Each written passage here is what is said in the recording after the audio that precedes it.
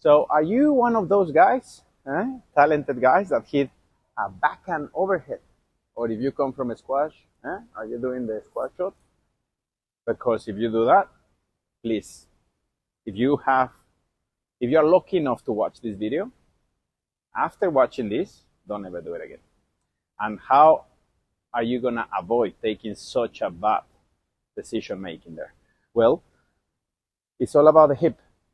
It's all about being ready to turn. And not only you use it with the overhead, you use it with the walls, you use it with the strokes. But right now, this video is about how to avoid hitting a backhand overhead, where you cannot really do much. And instead, playing with your overhead, with your forehand, with your overhead side. So even when the lob goes behind your back, remember that if you are aware that the first thing you do is turning the hip, then you are always going to have time to not only move to the ball, but also you are loading the stroke by moving the hip. Then you are able to do this. And this is why I like to use other sports for you to use as an analogy.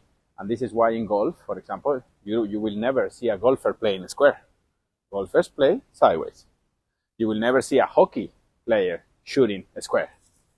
They shoot sideways. You will never see a football player kicking a square, like if he gets to choose. They always get sideways. You will never see a baseball pitcher pitching a square. No, they get sideways, Bam. So it's the same in every freaking sport. It's physics. It's biomechanics. So what I want to see is that you are always aware of turning your hip. And on backhand side, even better.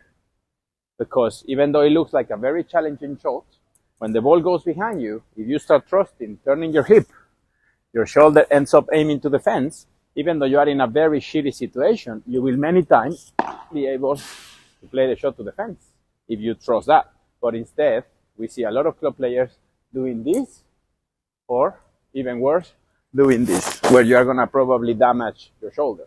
So instead, start from the roots. Never better said, start from the footwork. So when the ball is behind because it came down the line or it came very cross-court, turn your hip, and then you are going to be able to reach and sometimes even play to the fence. So try to avoid the backhand overhead. That's basically what I'm trying to tell you here.